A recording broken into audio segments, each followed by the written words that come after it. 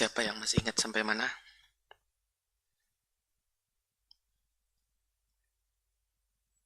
Ya, sampai poin apa ulun? Hmm?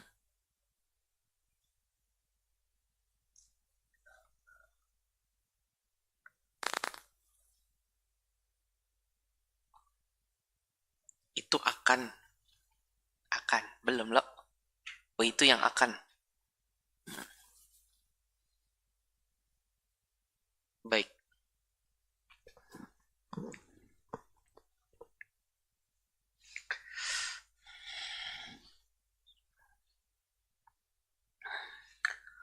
Assalamualaikum warahmatullahi wabarakatuh. Alhamdulillah wassalatu wassalamu ala Rasulillah wa ala alihi wa sahabatihi wa mawalah wa man tabi'a hudahu ila yaumil qiyamah. Amma ba'd. Jamaah sekalian yang dirahmati Allah, pada malam hari ini kembali Allah Subhanahu wa taala memudahkan kita melaksanakan ibadah salat maghrib berjamaah dan diteruskan dengan kajian rutin setiap pekan ketiga bersama saya di tempat ini membahas kitab Al-Kifayah fi Ulumil Quran. Pada pertemuan yang lalu kita sudah membahas sejarah penulisan Al-Quran. Secara ringkas ulun sudah sampaikan kemarin, penulisan Al-Quran itu sejak zaman Rasulullah SAW. Jadi ada penulis wahyu sejak periode Mekah dan periode Madinah. Di periode Mekah diantaranya Utsman bin Affan sendiri. Kemudian di periode Madinah juga ada para penulis Al-Quran. Di antara yang paling terkenal adalah Zaid bin Thabit. Jadi penulisan Al-Quran itu sudah ada. Dan ketika itu tidak boleh menulis apapun selain Al-Quran. Jadi hadis itu di kepala aja. Nanti ditulisnya setelah wafatnya Rasulullah. Tujuannya apa? Supaya jangan sampai tercampur antara Al-Quran dengan selain Al-Quran. Setelah wafatnya Rasulullah SAW, kalau yang tadi ditulis di hadapan beliau, disebutkan beliau itu tidak membiarkan tulisan itu kalau seandainya perlu diperbaiki. Tambahkan ini, kurangi ini, ganti ini. Dan itu wahyu dari Allah Subhanahu wa taala. Kemudian setelah beliau wafat, barulah Al-Quran itu dikumpulkan di zaman Abu Bakar As-Siddiq. Dan itu disebabkan karena apa kemarin? Karena terbunuhnya 70 para penghafal Al-Quran. Sehingga Umar bin Khattab radhiyallahu anhu memberikan masukan kepada Abu Bakar, ayo kumpulin lembaran Al-Quran yang terpisah-pisah tadi. Ada yang di kulit, ada yang di kayu, ada yang di batu, ada yang di pelepah. Ya enggak? Itu semua dikumpulin.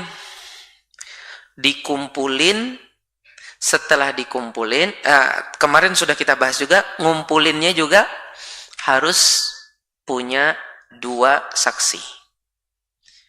Kalau nggak ada saksi, nggak diterima. Ya. Sampai akhirnya terkumpul semua. Termasuk yang paling terakhir adalah ayat laqad ja'akum rasulun min anfusikum azizun alaihi ma'anittum. Kemudian ayat yang di surah Al-Ahzab,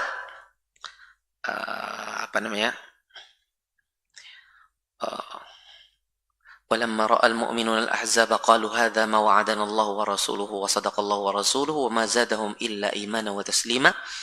Habis itu minal mu'minina rijalun sadaqu. Ayat ini juga ayat yang terakhir. Kemarin kita sudah bahas bagaimana Khuzaimah bin Thabit beliau mengumpulkan ini tapi diterima. Penyebabnya karena apa? Karena dia dulu pernah menjadi saksi atas Rasulullah dalam membeli apa? Kambing yang ditolak. Awalnya persaksi Rasulullah nggak punya saksi, tiba-tiba Khuzaimah yang mengaku tahu itu. Ya kan? Kemarin sudah kita bahas. Akhirnya setelah itu setelah akhirnya Rasulullah menang, bisa bawa kambing, kata Rasulullah, kamu dari mana tahu itu? Wahai Rasulullah, siapa yang meragukan kejujuranmu? Kalau engkau sebagai utusan yang di atas, berarti engkau itu sudah dipercaya oleh yang di atas, dan aku saksi atas kepercayaan Allah kepadamu.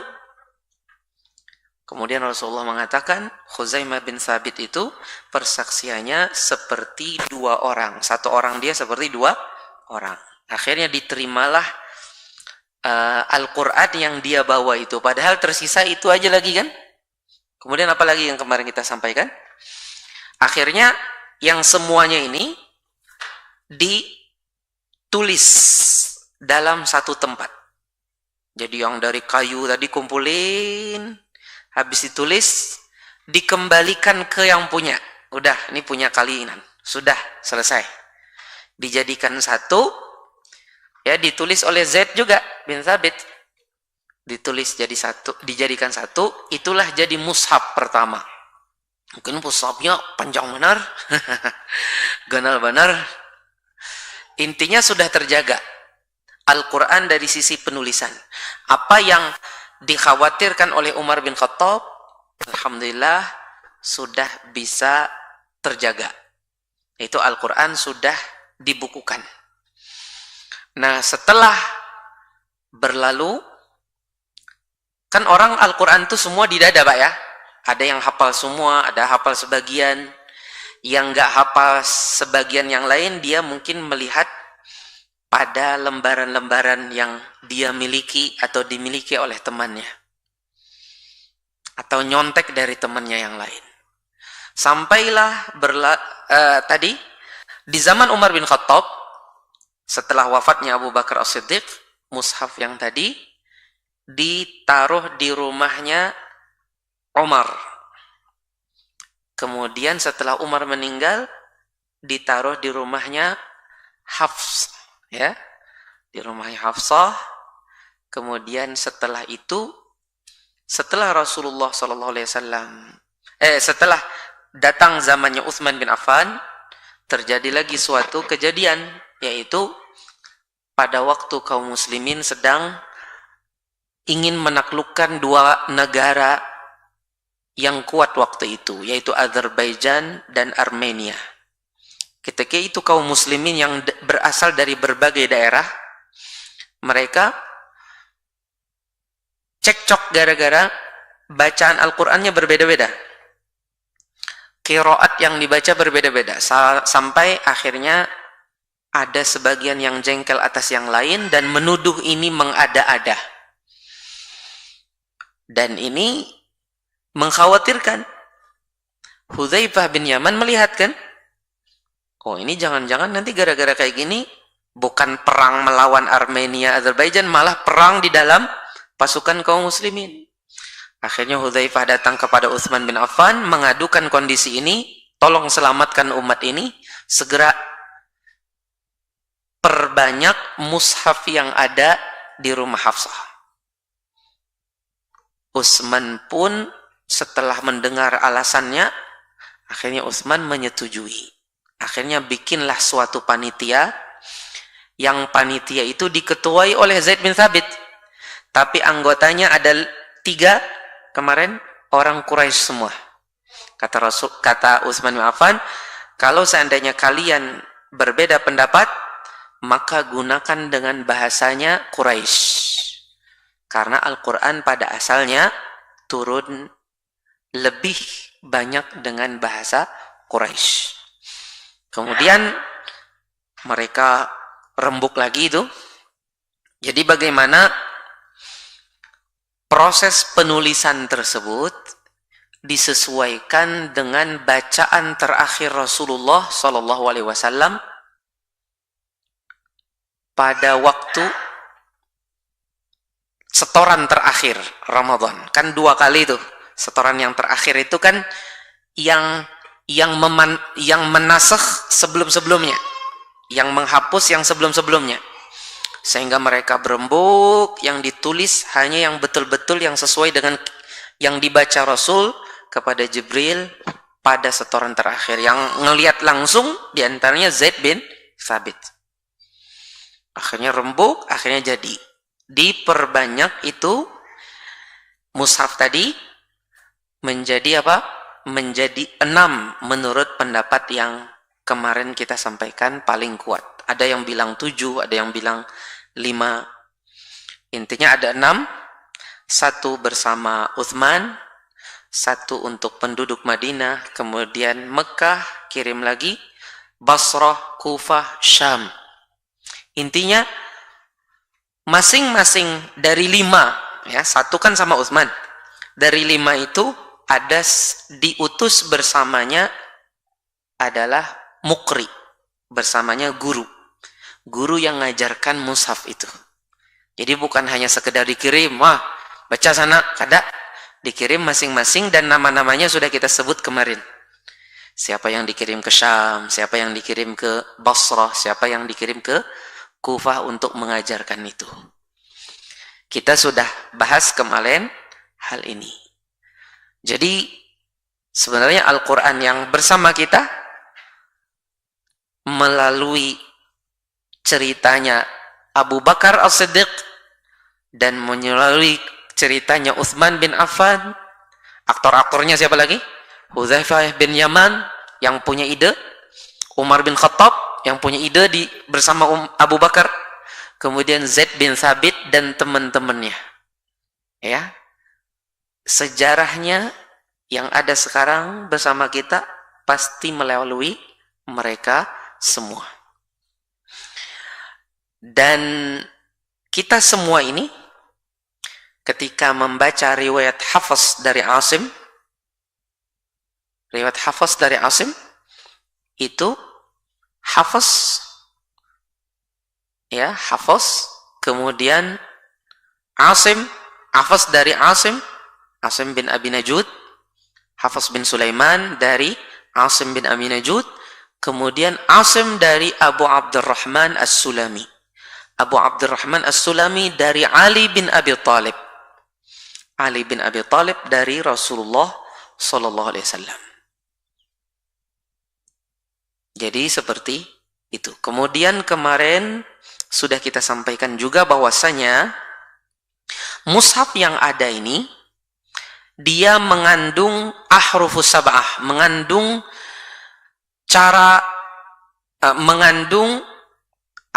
mengandung perbedaan-perbedaan yang 7 yang Al-Quran turun dengannya.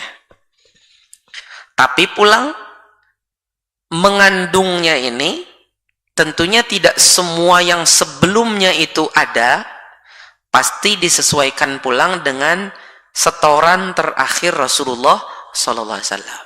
Sehingga bisa saja ada sebagian dari ahrufus sab'ah tidak ada lagi di mushaf-mushaf sekarang.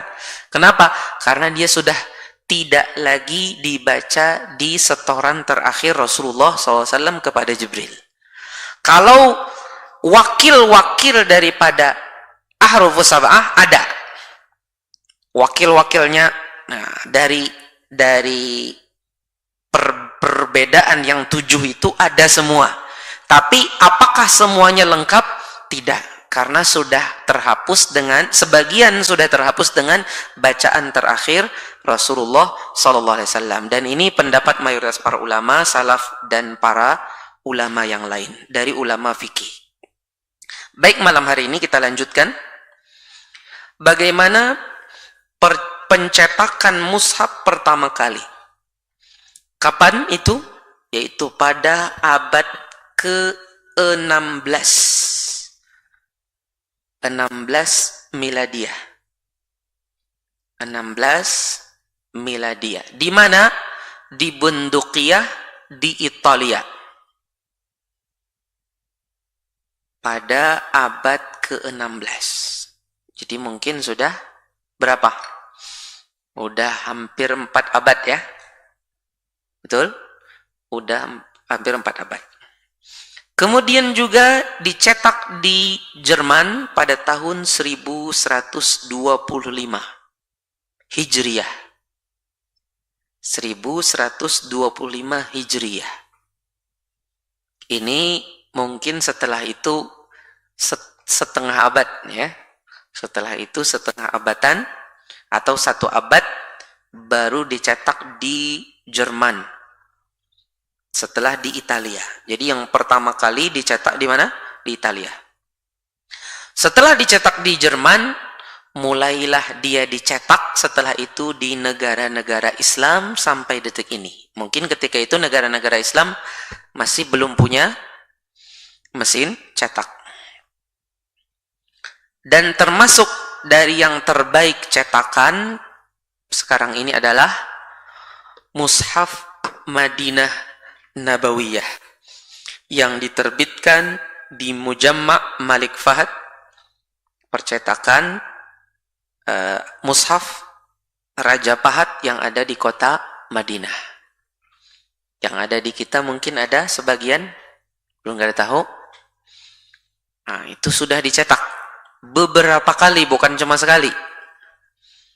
Untuk riwayat Hafs dari Asim itu dicetak dengan yang ulun tahu ada 4. Pertama yang ditulis dengan tulisan Utsman Toha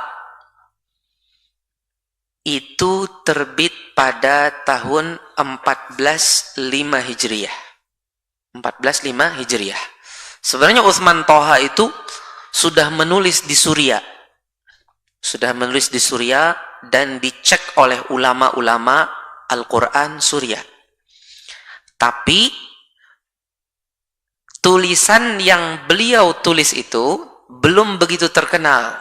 Yang membuat terkenal adalah kerajaan Arab Saudi ketika meminta itu dijadikan sebagai cetakannya kerajaan Arab, Mujamma' Malik Fahd, plus diteliti lagi beberapa tanda-tanda dan wakafnya menurut ulama yang terkumpul di dalam Mujamma' Malik Fahd.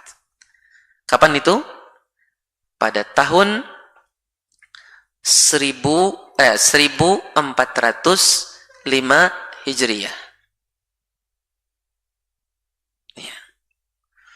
Kemudian kalau itu yang mengetuai adalah Dr. Abdul Aziz Al-Qari. Udah meninggal orangnya di masa Covid kemarin. Seorang ahli Al-Quran keturunan Pakistan. Tapi sudah orang Saudi ya, tapi keturunan Pakistan. Kemudian pada tahun 1425 Hijriah ditulis ulang lagi oleh Utsman Toha dengan tulisan yang agak berbeda karena ingin lebih disesuaikan dengan kaedah ilmu khat, dan ada sedikit beberapa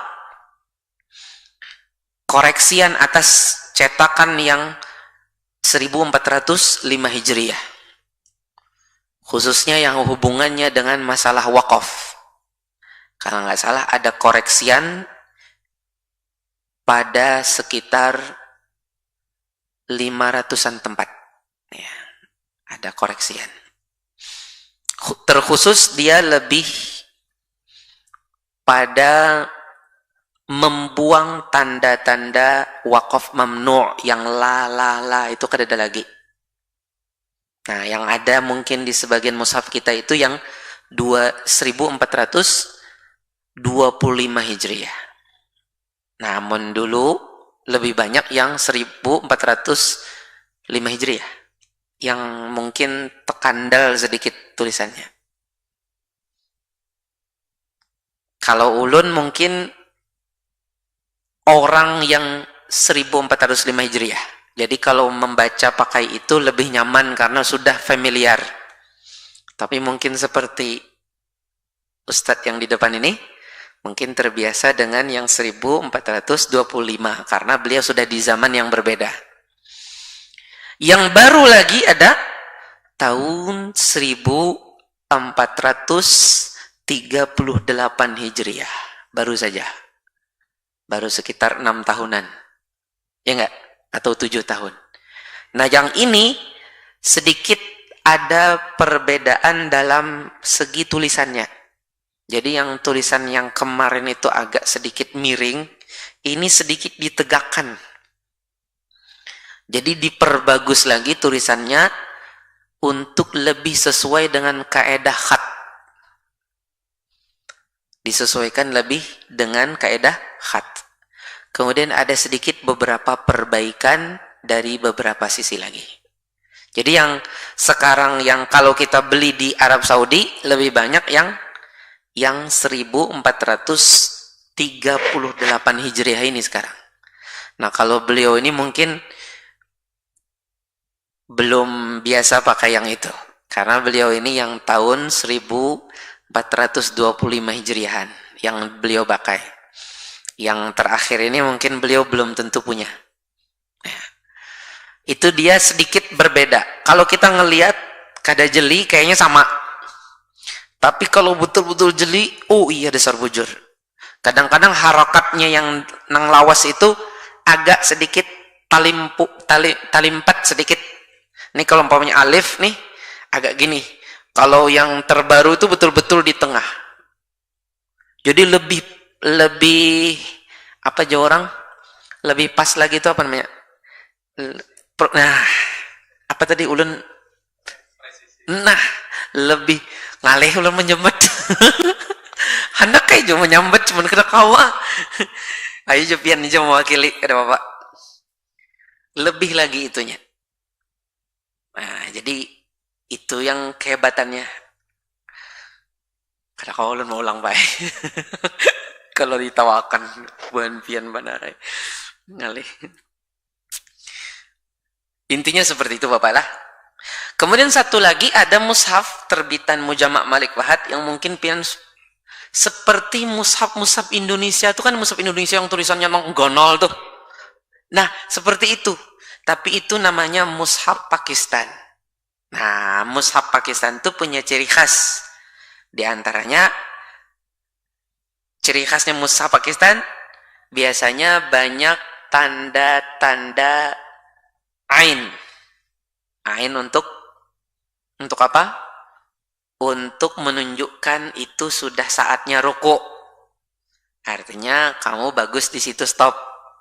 Kemudian ciri khasnya lagi mushaf Pakistan apa?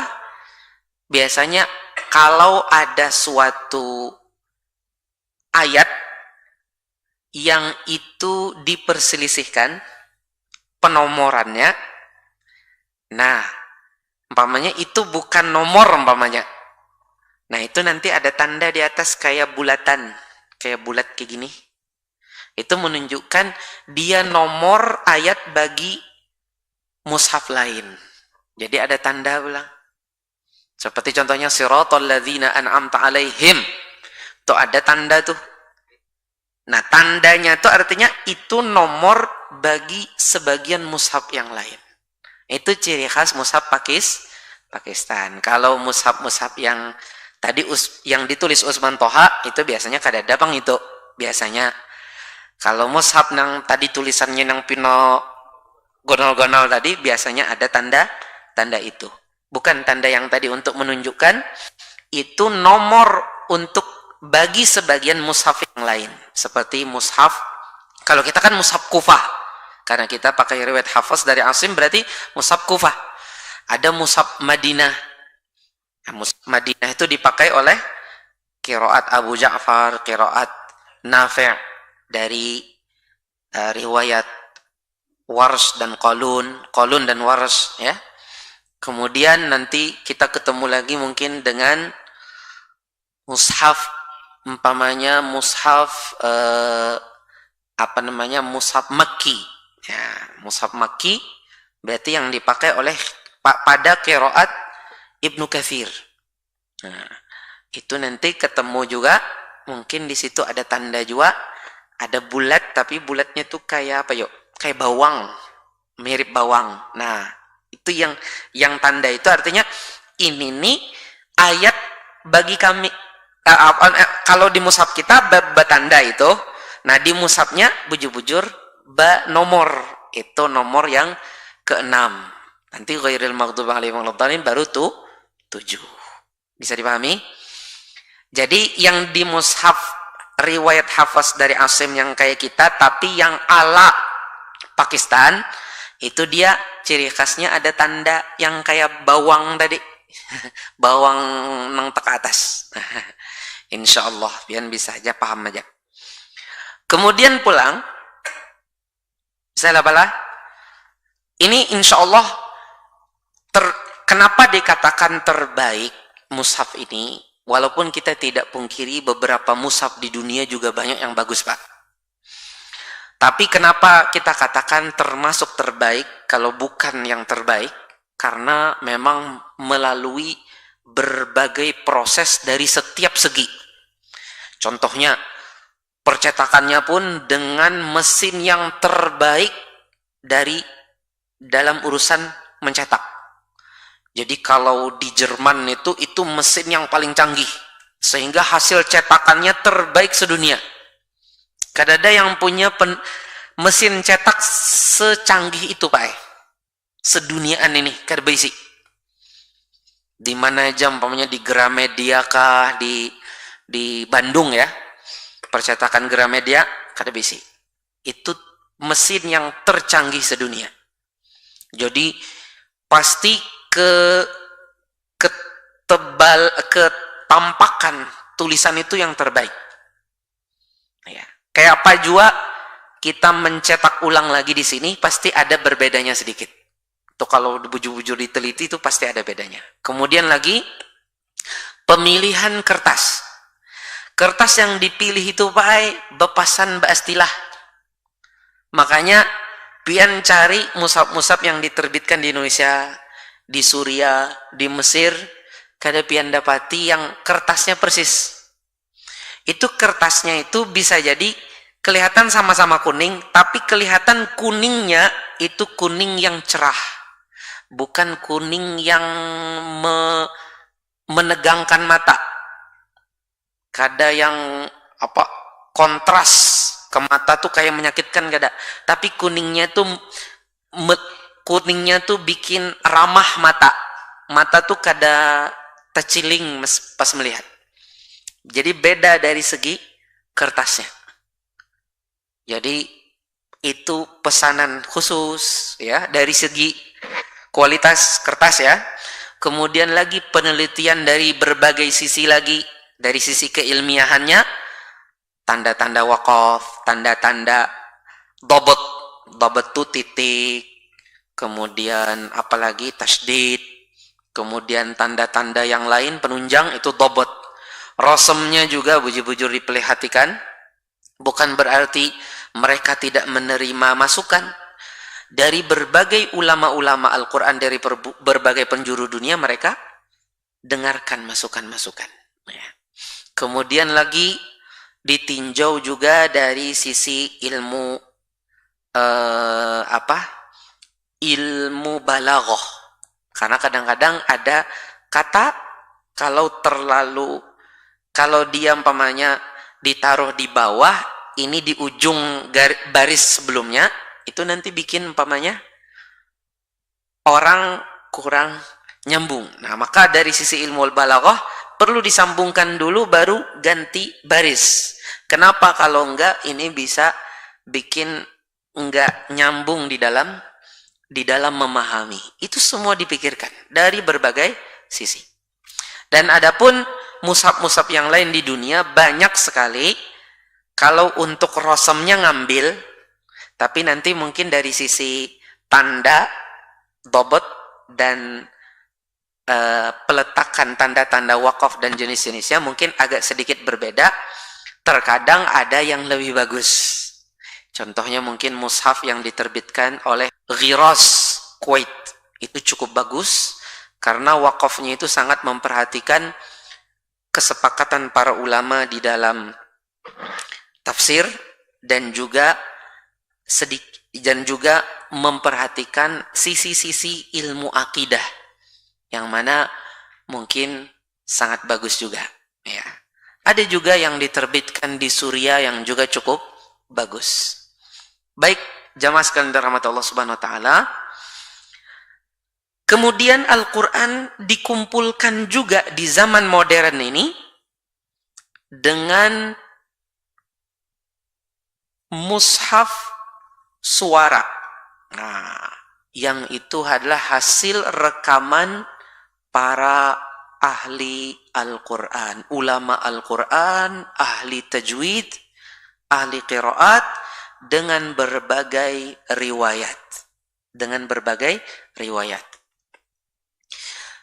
Dulu direkam dan disiarkan langsung melalui radio-radio Islam di zaman dahulu. Yang paling pertama adalah radio Mesir. Waktu itu mereka menyebarluaskannya ke berbagai penjuru dunia dari hasil radio tadi. Nah, yang paling pertama direkam suaranya untuk menjadi mushaf sauti, mushaf yang pakai suara. Kalau kita ini kan mushaf tulisan, ini mushaf pakai suara.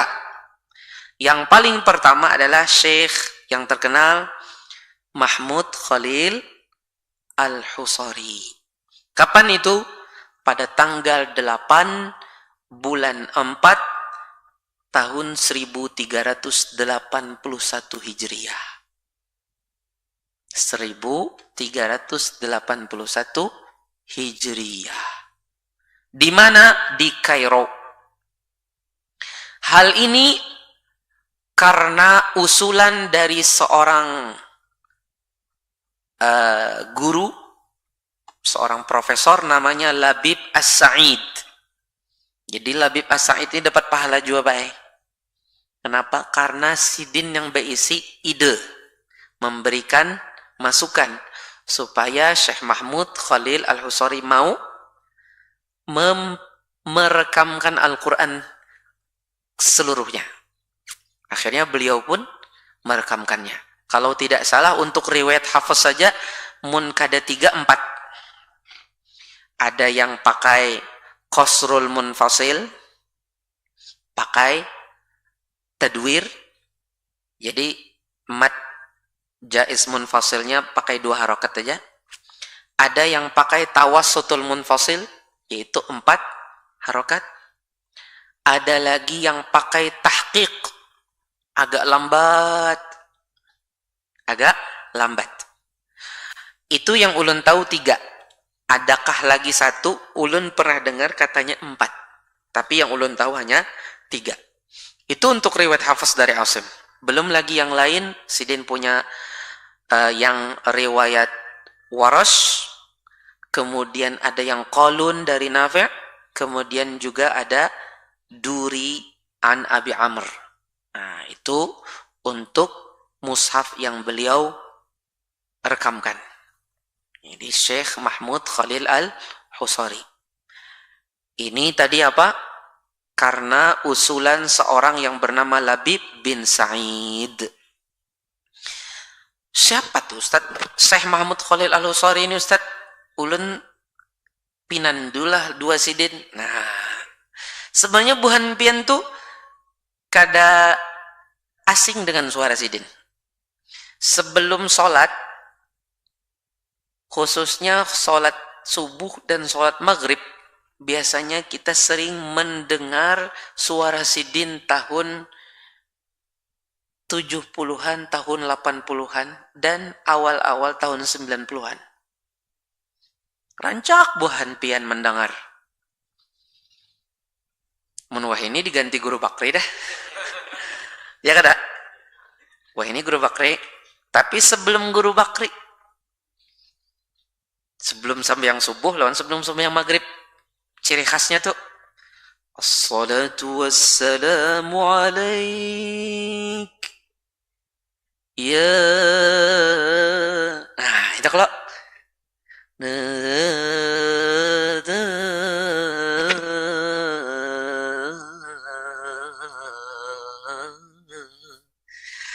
Sidin sebenarnya. Sidin sebenarnya. Tapi pian sendiri pun sering juga mendengar murattal Sidin di setel. Seperti contohnya radio Masjid Sabil Muhtadin sering benar. Sore-sore biasanya sering disetel. Ya kada? Sering disetel sampai detik ini. Masjid Istiqlal. Kalau pian ke Istiqlal sebelum sholat maghrib pasti biasanya mendengar disetel itu. Sebelum sholat zuhur kah? Disetel juga suara Sidin membaca sebagian surah-surah. Nah, itu ciri khasnya Masjid Istiqlal. Mungkin Masjid Istiqlal ingin mengenang karena mon kada salah Sidin sempat berkunjung ke Indonesia pada amun kada akhir tahun 70-an awal tahun 80.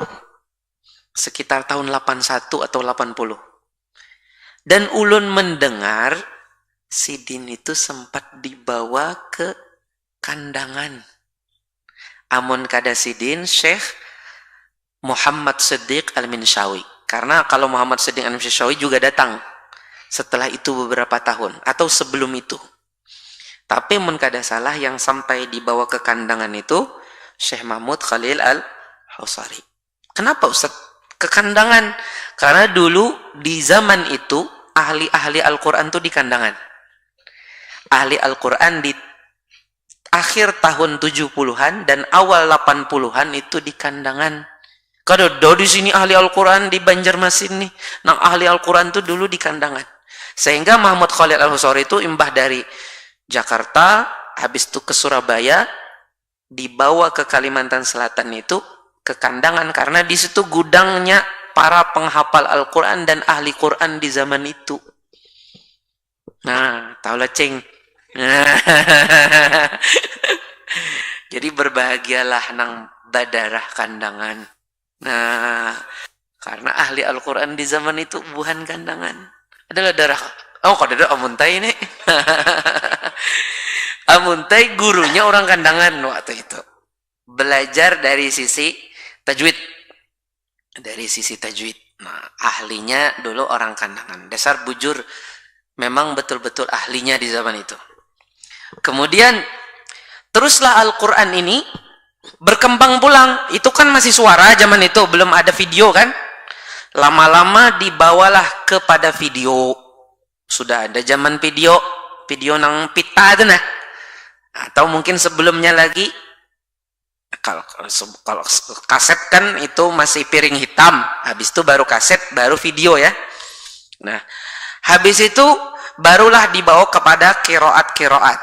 Seperti tadi ulun sudah singgung, Syekh Mahmud sendiri punya qiraat yang lain yang direkamkan.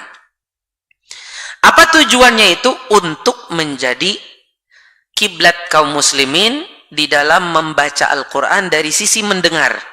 Jadi kan mushaf itu kan dilihat, kalau ini didengar. Nah, kadang ini jadi membantu pada sebagian para penghafal Al-Quran. Khususnya yang buta bisa ngapal dari mendengar. Bahkan ada sebagian orang yang menghafalnya itu cepat kalau dibantu dengan mendengar. Ya kada?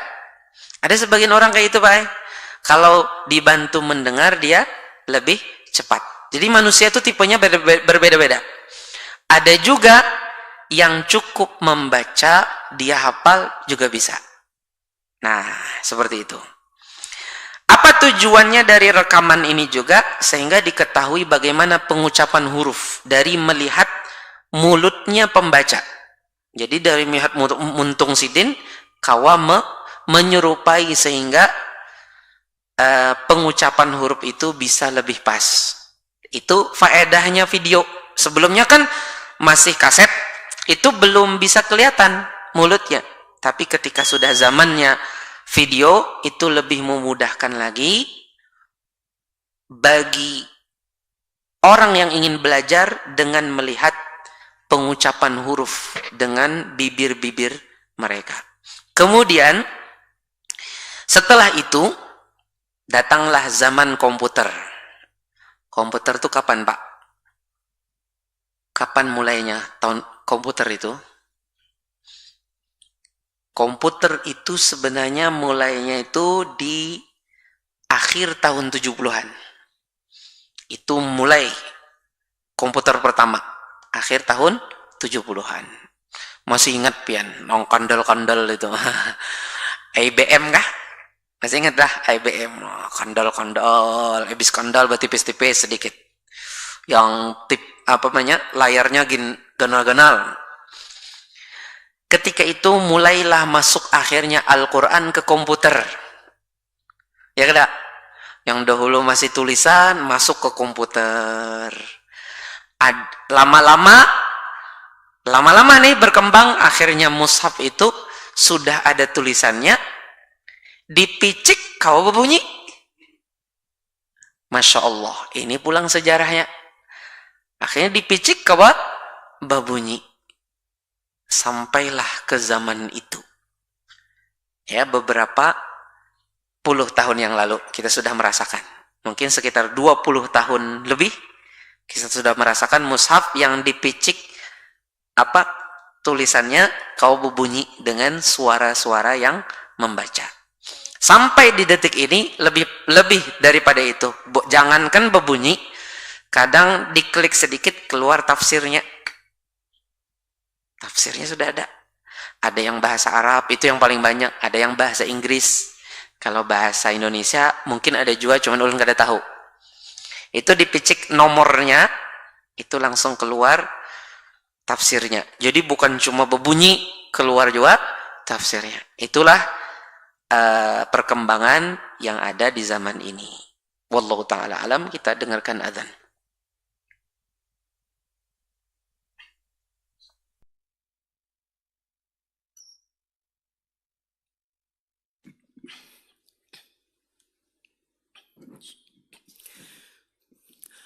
Allahu Akbar, Allahu Akbar,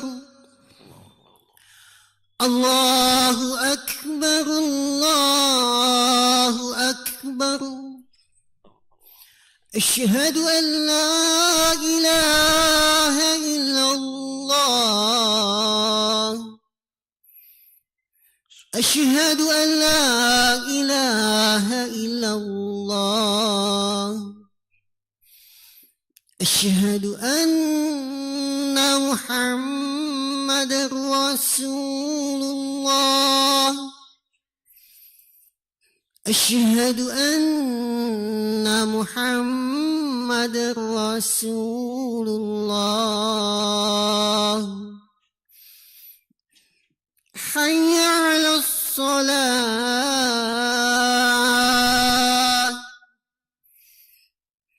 حي على الصلاة.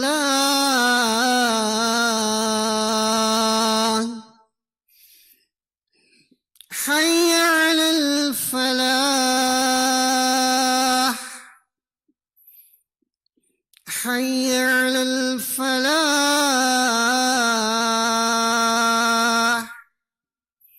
الله أكبر، الله أكبر. لا إله إلا الله.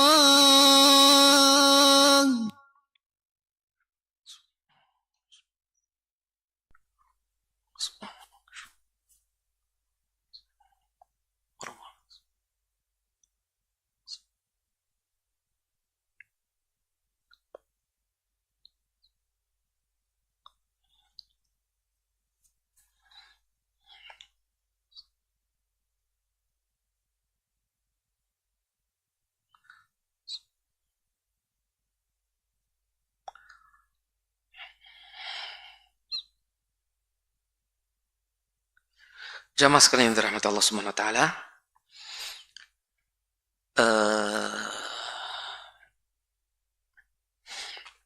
Sebenarnya habis ini ada pembahasan, tapi pembahasan ini agak panjang. Bagusnya kita bahas pada satu waktu.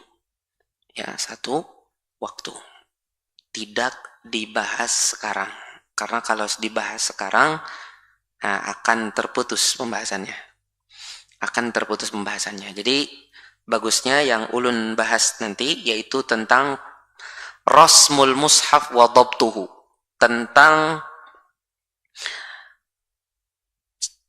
kaedah penulisan mushaf, penulisan tulisannya, dan penulisan tanda-tandanya. Nah, ini perlu kita bahas. Dan ini sebenarnya kalau kita ketahui dengan baik, kita akan tahu bagaimana penjagaannya Allah terhadap Al-Quran. Jadi Al-Quran itu saking terjaganya Pak jangankan pengucapannya, tulisannya gen banyak penjaganya. Artinya dimanapun ada orang ingin mencoba mengubah satu huruf aja atau satu tanda saja yang itu tidak benar, itu sudah mudah ketahuan. Karena para penjaga tulisan mushaf itu banyak sekali. Terkhusus yang paling ahli di dalam bidang ini ulama-ulama yang berasal dari Al-Maghrib Al-Arabi, dari negara-negara Maghrib. Negara-negara Maghrib itu seperti Maroko, kemudian Libya, dan Tunisia juga, cuman tidak unggul di sini, tidak begitu unggul. Yang paling unggul itu Maroko, Libya, dan Mauritania. Mauritania. Adapun Aljazair dan Tunisia, mungkin Aljazair itu mirip. Kalau Tunisia enggak terlalu terkenal. Tapi juga banyak juga para penjaga tulisan Al-Quran. Jadi kalau jagonya untuk urusan urusan menjaga ilmu rasam dan bobot, itu ulama-ulama Maghrib. Ulama-ulama Maghrib. Maghrib itu mencakup Maroko, Mauritania, Libya, dan Aljazair. Tunisia mungkin sedikit di bawah itu dari segi keterkenalannya. Dan yang paling kuat hafalannya dalam ilmu ini adalah orang-orang Mauritania, karena bujur-bujur hafal. Jadi kalau ditanya bagaimana tulisan kata ini di dalam Al-Quran, itu keluar di kepala berserta dalil-dalilnya. Ini berkata Al-Kharraz di dalam Mauridul Dham'an namanya. Mauridul Dham'an itu adalah suatu kitab yang membahas tentang penulisan mushaf. Al-Kharraz bilang gini umpamanya. Kemudian siapa lagi yang mensyarahnya umpamanya di dalam Dalilul Hayran mengatakan Ibnul Ashir ya. Ibnul Ashir mengatakan demikian-demikian. Itu hafal semua Pak. Di dalam Al-Muqni' demikian Imam Ibnu Abi Imam Abu Amr Ad-Dani. Kemudian muridnya umpamanya Imam Abu Dawud. Ya, Imam Abu Dawud Ibnu Najah mengatakan demikian-demikian. Nah, itu hafal semua. Orang-orang sana. Itu ulama-ulama sana. Kenapa? Karena di sana tuh menghafal Al-Qur'annya tidak dengan mushaf tapi dengan tulisan. Jadi ada kayu ditulis di situ. Jadi ngapal Quran tuh ngapal bersama tulisannya. Ngapal bersama tulisannya. Jadi tulisannya ingat terus. Berbeda dengan kita hanya dengan mushaf. Jadi kada hafal tulisannya. Sehingga tidak mungkin kata para ulama orang itu menjiwai dan menghayati ilmu rasam dan dhabt kalau seandainya menghafal Al-Quran dengan mushaf. Dan di Indonesia ini nyaris semuanya orang menghafal dengan mushaf. Ada beberapa tahun yang lalu suatu pondok tahfiz di pulau kecil di Sumatera memberlakukan menghafal dengan lauh, dengan dengan papan tuh. Wallahu alam sekarang nggak muncul lagi beritanya. Jadi ada suatu pulau di Sumatera, di situ gurunya mun kada salah dari luar negeri, syekh gitu, memberlakukan itu. Cuma kerasnya minta ampun. Jadi agak sedikit ulun melihatnya banyak bepukulan lah. Jadi muridnya itu salah sedikit bisa dipukul. Wallahualam ini ulun itu beberapa tahun yang lalu ya, mungkin 6 atau 7 tahun yang lalu atau 8 tahun yang lalu. Sekarang nggak ada lagi ceritanya ini.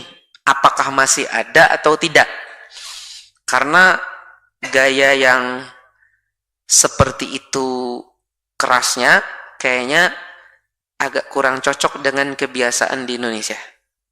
Mungkin kalau di Afrika mungkin biasa. Nggak apa-apa, orang kayak gitu nggak baperan kalau di sana. Tapi kalau di Indonesia mungkin dengan gaya-gaya ketimuran mungkin agak sedikit itu perlu mental yang berbeda. Perlu mental yang berbeda. Nah, makanya ketika ulun melihat sedikit tontonan itu, ulun kada yakin ini bisa eksis. Tapi mudahan eksis. Kalau ada eksis, alhamdulillah bisa melahirkan ulama-ulama ahli rosem dan dobot. Tapi sekarang ini sudah tidak pernah lagi mendengar cerita itu. Ada juga di salah satu daerah di Bogor atau apa juga menggunakan lauh, cuman tidak pernah lagi terekspos beritanya apakah masih eksis atau tidak. Ya, silahkan kalau ada pertanyaan atau apa dari Bapak Ibu sekalian. Titipan ummahat. Ya salam. Bismillah. Assalamualaikum warahmatullahi wabarakatuh. Masya Allah. Waalaikumsalam warahmatullahi wabarakatuh.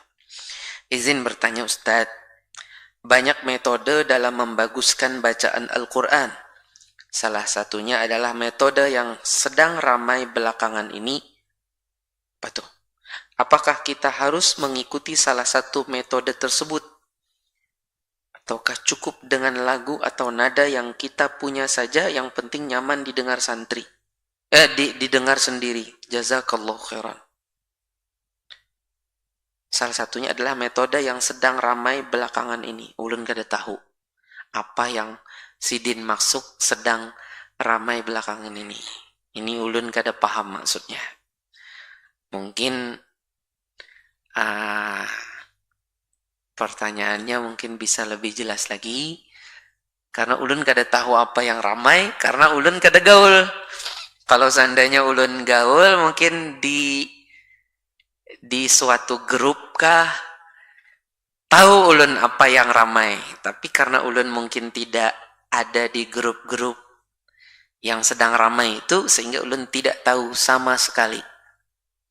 Jadi mohon maaf, bisa jadi sang penanya tahu, ulun tahu itu sedang ramai, tapi sebenarnya ulun gak ada tahu. Ya. Wallahu a'lam. Ya, silakan.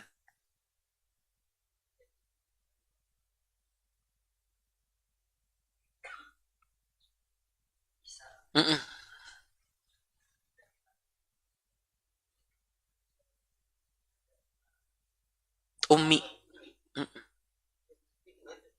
Kayak apa? Ya. Begini. Pertama, ummi itu artinya tidak bisa, tidak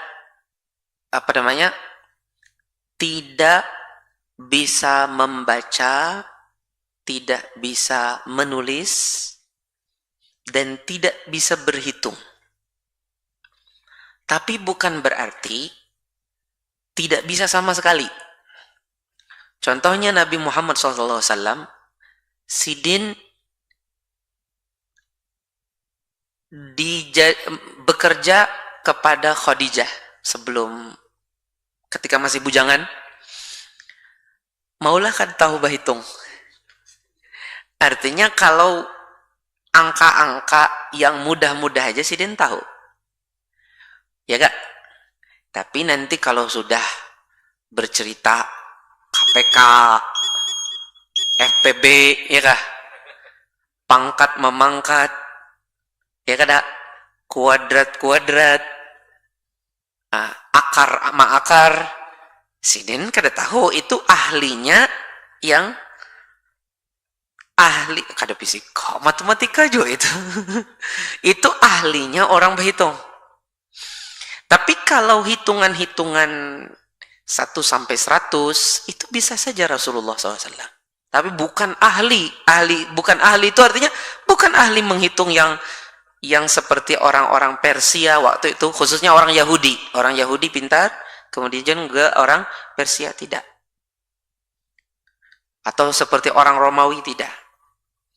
Jadi orang ummi, ya. Begitu pula orang-orang Arab Quraisy pada asalnya ummi. Kalau menghitung bilangan-bilangan yang sederhana bisa, tapi bukan ahli yang berat-berat itu tidak. Begitu pula tulisan. Pian tahu, dulu di zaman jahiliyah, orang-orang Quraisy itu menulis beberapa tulisan, yang tulisan itu ada penyimpangannya, ada syiriknya sedikit. Tulisan-tulisan itu mereka tempel di dinding Ka'bah. Jadi orang kelihatan. Mun kada salah, Al-Mu'allaqatus Sab' kangarannya. Itu ditempel-tempel di situ. Rasulullah itu tahu tulisan itu apa bacaannya. Tapi bukan ahli membaca. Tulisan itu apa bacaannya tahu. Al-Mu'allaqatus Sab' itu tahu. Tapi lebih daripada itu tidak bisa lagi. Artinya bukan orang ahli membaca. Tapi ada tulisan-tulisan tertentu tahu itu apa bacaannya. Paham? Jadi di sini mereka bukan ahli membaca, menulis dan menghitung. Tapi kalau tulisan-tulisan tertentu bisa saja. Kemudian Nabi Muhammad SAW, kenapa beliau bisa mengoreksi? Kan setelah beliau diktekan kan? Beliau diktekan, orang-orang menulis. Tadi hanya turun ini, baca, tulis kalian, tulis. Ada sahabat ini, ada Utsman, ada Ali, ada Muawiyah bin Abi Sufyan. Nah, setelah Rasulullah SAW membaca selesai nih, Rasulullah lihat, mana tulisanmu? Lihat. Oh, ini tambahkan ini, kurangi ini, tambahi ini. Itu semuanya, padahal Sidin bukan ahli menulis. Itu semuanya wahyu dari Allah. Allah mewahyukan kepada Sidin sehingga tulisan itu pun juga ada sisi wahyunya. Kada sembarangan. Kada sembarangan. Kenapa? Karena di situ banyak sekali keajaiban-keajaiban yang tidak ada pada tulisan imla'i. Ar-Rasm al-Imla'i. Ar-Rasm al-Imla'i itu Ar-Rasm al-Qiyasi, tulisan Arab yang baku. Tulisan Utsmani ini, Rasm Utsmani dinisbatkan kepada Utsman bin Affan karena Utsman lah yang membukukannya. Tapi kan asalnya sudah ditulis di hadapan Rasulullah. Tulisan ini nggak sembarangan. Itu Nabi ketika itu tidak, kalau ada yang perlu ditambah atau dikurangi atau diubah, itu pasti wahyu dari Allah. Dan Allah Subhanahu wa taala mengatakan, "Walau taqawwala 'alaina ba'dal aqawil la akhadna minhu bil yamin tsumma laqata'na minhu al-watin." Kalau seandainya Muhammad itu mengada-ada di dalam Al-Qur'an yang kami wahyukan, baik itu dalam pengucapan atau penulisannya, la akhadna minhu bil yamin, niscaya kami akan renggut dia dengan kami akan renggut dia untuk kami azab, ya, dengan tangan kanan kami. Kemudian kami putuslah urat dia, urat nadi atau urat apa. Artinya kami akan azab seketika kalau seandainya Nabi Muhammad SAW itu mengada-ada. Tapi di sini Nabi mengatakan tambah ini, kurangi ini, sebagaimana terdapat di dalam Al-Mu'jamul Awsat kalau nggak salah, karya At-Tabarani, disebutkan Nabi bilang tambah ini, kurangi ini, ubah ini dan itu. Ada sembarangan. Contohnya nih ya, di dalam surah Adz-Dzariyat Allah mengatakan was-samaa'a banainaha biaidi wa inna lamus'un. Dan langit itu kami bangun biaidin. Kami bangun dengan biaidin. Kayak apa tulisannya ait itu, Ustaz? Gimana tulisan ya-nya? Ya, bersambung terus gimana? Coba lihat mushafnya. Ya-nya gimana? Pada surah Az-Zariyat, was-samaa'a banainaha biaidin. Gimana tulisannya ya-nya?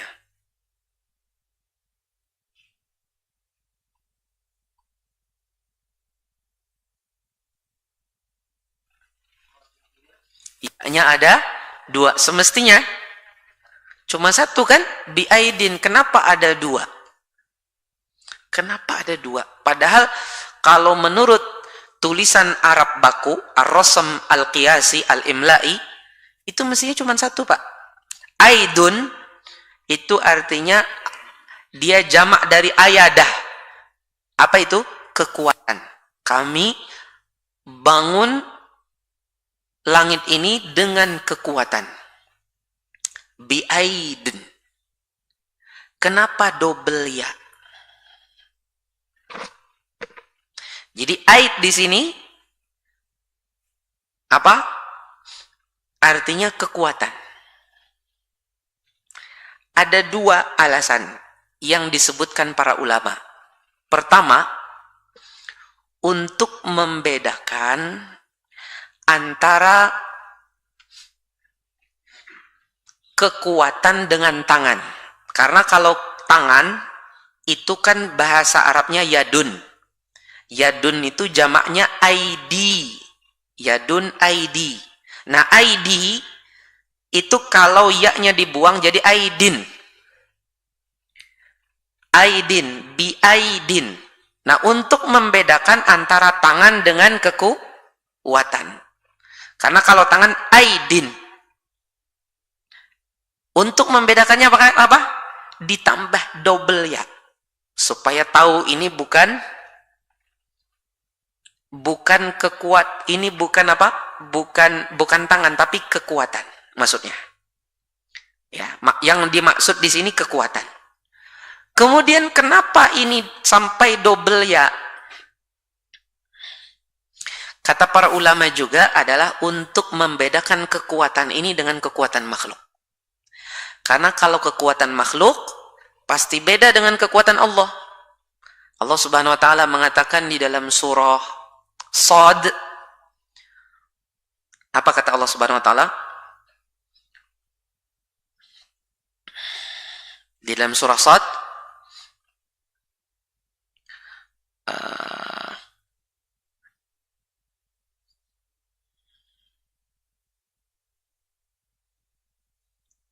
coba lihat surah Shad halaman kedua. Ya. Tentang Nabi Daud.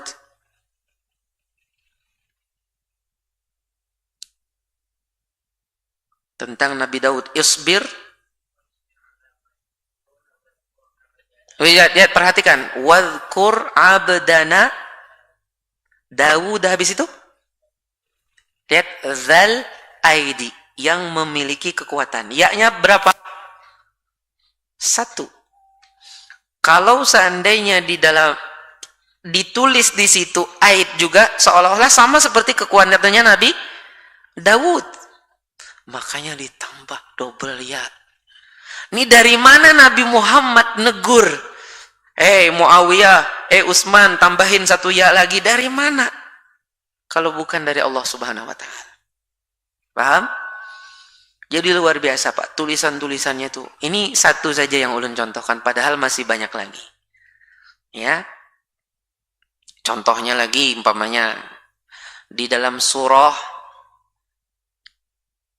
Al-Qamar. Khusya'an absaruhum yakhrujuna minal ajdathi ka'annahum jaradun muntashir muhti'ina ila ad-da' yaqulul kafiruna hadha yawmun hashir. Habis itu, kadzabat qablahum qaumun nuhin fakadzabu 'abdana wa qalu majnunun wazdujir fada'a rabbahu anni maghlubun fantasir fafatahna abwabas samai bima'im munhamir. Habis itu wafajjarnal afwan. Wafajjarnal umpamanya fajjar bukan. Kita contohkan di dalam surah umpamanya di dalam surah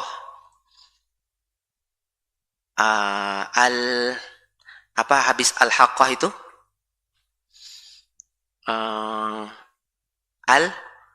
al-ma'arij itu gimana ceritanya tentang Nabi Nuh? Gimana? Tentang kisah Nabi Nuh di surah Al-Ma'arij gimana? Baca? Baca? Ada nggak kisah Nabi Nuh di surah Al-Ma'arij? Ada tak? Nggak ada. Coba lihat.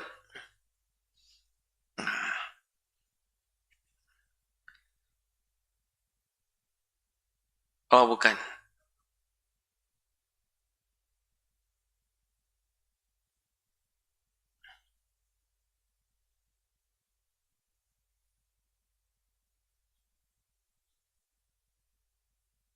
Nah, intinya banyaklah, ya. Oh, ini. Dalam surah Al-Haqqah Allah Subhanahu wa taala mengatakan inna lamma taghal ma'u hamalnakum fil jariyah. Lihat ayat yang ke-11. Inna lamma taghal ma. Ayat ke-11 dari surah Al-Haqqah. Lihat lamma tagha. Tagha itu kan berlebih air itu. Mestinya tagha itu pakai alif maksurah tagha. Seperti fa amma man tagha wa athara al-hayatad dunya. Hal adaka hadithu Musa idh nadahu rabbuhu bil wadil muqaddas wa idhhab ila fir'auna innahu tagha. Tagha itu pakai alif maksurah ya. Nah, di sini kenapa pakai alif? Tagha pakai alif. Kenapa pakai alif? Air tuh mestinya kan pakai gitu aja sama saja seperti tagha-tagha yang lain. Kenapa berbeda? Jawabannya ada pada surah Al-Qamar tadi. Wa fajjarnal arda uyunan. Kami jadi sudah air dari langit itu bercucuran deras, kemudian keluar juga air dari bawah mengucur ke atas, dia naik ke atas. Dan tidak pernah terjadi seperti itu. Banjir dari atas dan dari bawah. Nah, karena ingin memberikan gambaran bagaimana dahsyatnya banjir tersebut, akhirnya tagha itu ditulis seperti itu. Itulah taujih yang disebutkan para ulama. Dan taujih ini pada asalnya sebenarnya ijtihad, tapi ijtihad itu memang punya nilai dalam hal ini karena melihat, nah, Nabi SAW bisa saja melihat Utsman menulis tagha pakai, kata Nabi ganti itu tuh pakai alif. Apakah Nabi ngasih tahu alasannya? Enggak, wahyu dari Allah. Nabi nggak ngasih tahu, intinya tulis pakai alif, jangan pakai alif. Mungkin Utsman bertanya-tanya, loh kenapa ini tidak seperti tulisan biasa? Tulis saja udah. Dari mana kalau bukan dari wahyu Allah Subhanahu wa taala? Semoga ini bisa dipahami ya. Barakallahu fikum. Ada lagi pertanyaan? Silakan Bapak.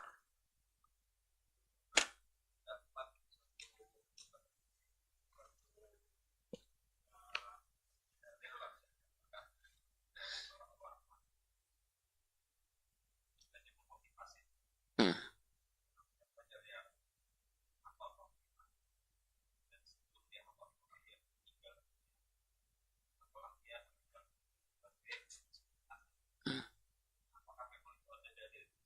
Hmm.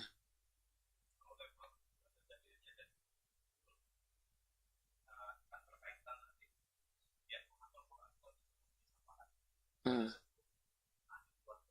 Hmm. Hmm.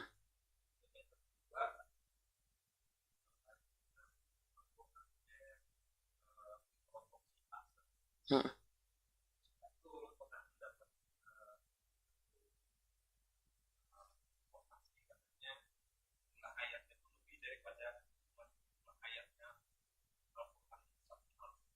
Mm-mm. Mm-mm. Mm-mm.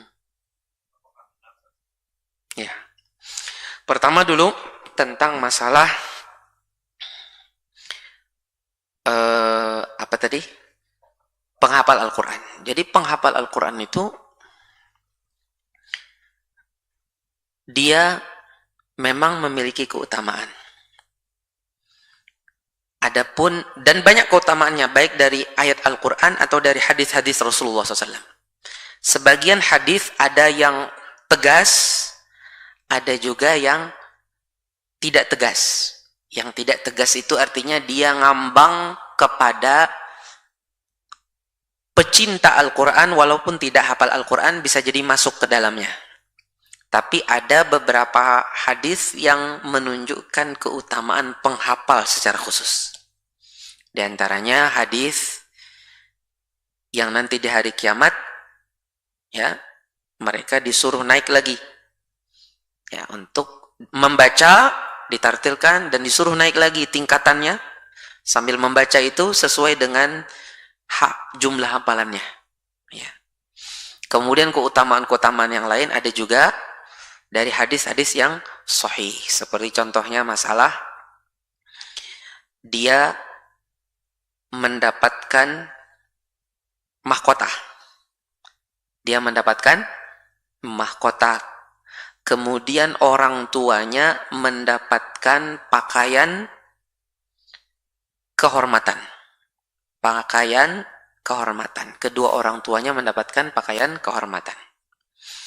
Adapun hadis orang tuanya dapat mahkota juga, itu dhaif. Jadi mahkota itu yang sahih itu yang memakai adalah anaknya yang hafiz. Kalau yang mahkota itu dipakaikan ke orang tuanya, itu dhaif. Yang sahih itu orang tuanya memakai pakaian kemuliaan. Pakaian yang khusus, pakaian kemuliaan. Namun di wadah kita mungkin jas. Ya loh. Namun di Arab Saudi mungkin mislah yang dipakai Lionel Messi kah kemarin? Ah? Ah? Lionel Messi ya? Ya. Itu pas Piala Dunia. Itu namanya mislah. Tapi itu pakaian kehormatan di surga nanti. Kemudian di antara yang dhaif juga, ada yang dhaif juga di antaranya dia akan memberi syafaat untuk 10 orang dari keluarganya, itu dhaif. Itu dhaif. Tapi secara garis besar anak memang bisa memberikan syafaat kepada orang tuanya. Kalau dia orang soleh, maka dia nanti bisa memberikan syafaat untuk orang tuanya. Ya, bisa. Sebagaimana orang tua juga bisa. Ya kan? Dengan izin Allah Subhanahu wa ta'ala dan ridha Allah Subhanahu wa ta'ala. Bisa. Tapi adapun secara khusus dia memberi hadis yang dia bisa memberi 10 untuk ahli keluarga itu dhaif. Kemudian masalah siapa saja yang dia belum hafal Al-Quran tapi berusaha sampai dia meninggal, dia akan bersama para penghafal Al-Quran. Jadi begini, ada hadis-hadis keutamaan apa? Keutamaan sahabat setia Al-Quran. Nabi SAW mengatakan, siap. Kata Nabi, inna lillahi ahlina minan nas. Allah itu punya keluarga, Allah itu punya orang-orang dekat dari kalangan manusia. Hadis riwayat Abu Dawud. Para sahabat bertanya, manhum? Kata Rasulullah, ahlul Quran, ahlullah wa khasatuh. Mereka adalah sahabat setia Al-Quran, mereka adalah orang-orang dekat Allah dan orang-orang khusus Allah. Ahlul Quran, ahlullah wa khasatuh. Nah, sekarang ahlul Quran ini apakah penghafal Al-Quran artinya? Yang benar ahlul Quran di sini bukan hanya penghafal Al-Quran.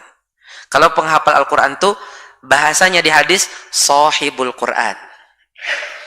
Atau bahasanya di dalam athar-athar para sahabat hamilul Quran.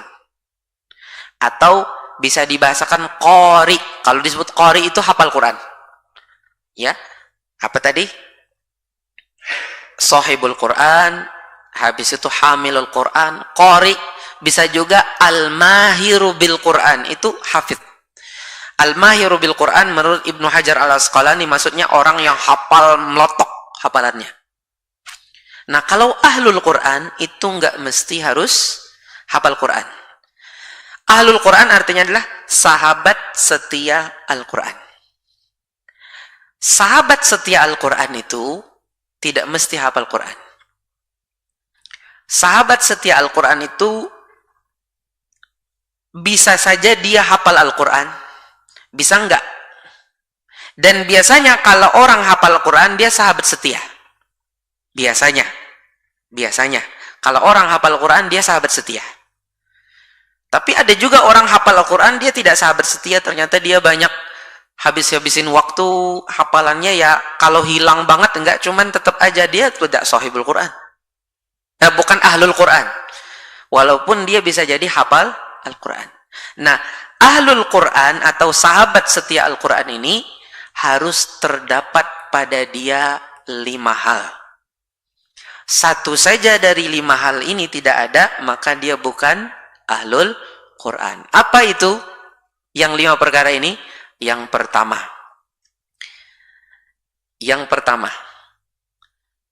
dia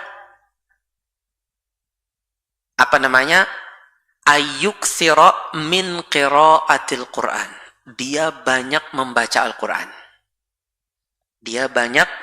Al-Quran. Terus dia jaga wiridnya, bacaan hariannya. Setiap hari aku setengah juz, setiap hari aku sekian lembar, setiap hari aku 1 juz. Itu dia jaga terus. Walaupun ternyata hafalannya nggak banyak. Nah, ini syarat pertama. Syarat kedua, ayyajtahida fi hifdzil Quran. Dia berusaha untuk bisa menambah hafalan Al-Qurannya. Enggak seperti dulu, Qul huwallah, Al-Falaq, An-Nas, itu aja. Tapi tambah surah ini, Al-Masad, tambah lagi. Berusaha untuk menambah hafalan. Ayyajtahida fi hifzi Al-Quran. Nambah. Nanti sudah sampai surah surah Al-Fil, tambah lagi sampai surah Az-Zalzalah. Sampai Az-Zalzalah sudah hafal, sudah dites, lulus, tambah lagi sampai surah Ad-Duha. Sudah Ad-Duha lulus, bisa nanti ke Al-Mulkah atau ke surah surah Al-Insan, surah As-Sajdah atau surah Al-Kahfi atau Al-Baqarah, atau ingin ditambah tadi sampai 1 juz dari juz 30-nya, silahkan. Ya, silahkan. Intinya dia terus menambah hafalannya, enggak gitu-gitu terus. Ada tambahan, pelan-pelan ada tambah. Semalam belum hafal surah Al-Humazah, sekarang dicoba menghafal surah Al-Humazah. Yang ketiga, ayyantiqa bihi an-nutqas sahih. Dia melafalkannya dengan pelafalan yang benar. Berusaha untuk memperbaiki tajwidnya. Ya, mohon maaf tadi seperti iqamah tadi, la ilaha illallah 2 kali kan di awal. Jadi tadi ada membaca la ilaha illallah karena kan asyhadu alla ilallah ada kan. Kemudian di ujung lagi Allahu Akbar la ilaha illallah. Itu kurang 1 tasydidnya. Membaca la ilaha illallah. Ini kan enggak pantas. Ya kan? Enggak pantas. Itu pada azan. Berarti kan pada bacaan Al-Quran jauh lebih banyak lagi. Satu tasydid kurang. Dan itu ulun dengar. Kan di awal tasyahud kan. Kemudian di ujung kan la ilaha illallah. Berarti 2 kali meninggalkan tasydid. Ya. La ilaha illallah. Ilallah. Nah, ilallah. Kalau orang Jawa biasanya la ilaha illallah. Allahnya yang hilang tasydidnya. Ini enggak. Tasydidnya yang di awal hilang. Ya. Ini yang sangat disayangkan tadi. Jadi betul-betul membaca dengan benar. Yang keempat apa? Dia berusaha untuk bisa memahami artinya sesuai dengan kemampuan dia. Berusaha untuk memahaminya. Enggak terus-terusan baca tanpa pemahaman, enggak. Ada perkembangan terus untuk bisa memahami. Ya. Kemudian yang kelima adalah berusaha untuk mengamalkan yang dia sudah ketahui. Kalau belum ketahui ya lain lagi kisahnya. Dasar belum tahu, tapi sudah tahu nih, dia mengamalkannya. Kalau 5 hal ini ada pada diri seseorang, maka dia dikatakan apa? Sahabat setia Al-Quran atau ahlul Quran. Nah, apa yang Pian tanyakan tadi, sebenarnya yang lebih tepat, dia masuk ke ahlul Quran. Bisa nggak dia dibangkitkan bersama penghafal Al-Quran? Ya bisa. Bisa dibangkitkan bersama para penghafal Al-Quran. Karena Nabi SAW mengatakan, man tashabbaha biqaumin husyira mahum. Siapa yang dia menyerupai suatu kaum, dia akan dibangkitkan bersama mereka. Ya enggak? Nah, bisa saja seseorang dibangkitkan bersama orang penghafal Al-Quran. Tapi golongan dia yang lebih tepat, dia adalah para pecinta, para sahabat sejati Al-Quran, ahlul Quran. Jadi ahlul Quran lawan sahibul Quran itu berbeda. Bisa saja dia tidak hamilul Quran, tapi dia ahlul Quran. Dan ini mulia. Orang-orang dekat Allah Subhanahu wa ta'ala yang mendapatkan kasih sayang yang khusus. Itu Pak ya. Adapun dalil apakah mereka itu nanti bersama para penghafal Al-Quran, tidak ada dalilnya. Tapi penghafal Al-Quran itu kalau ada pada mereka 5 hal tadi, mereka menjadi ahlul Quran. Dan dia bersama para penghafal dalam kategori ahlul Qurannya. Ya, dalam kategori ahlul Qurannya. Dibangkitkan bisa sama-sama mereka. Ya kan? Ya, wallahu ta'ala a'lam wa barakallahu fikum. Semoga ini bermanfaat bagi kita. Salah dan khilaf mohon dimaafkan. Mari kita tutup majelis ini dengan doa kafaratul majlis. Subhanakallahumma wa bihamdika asyhadu an la ilaha illa anta astaghfiruka wa atubu ilaik. Assalamualaikum.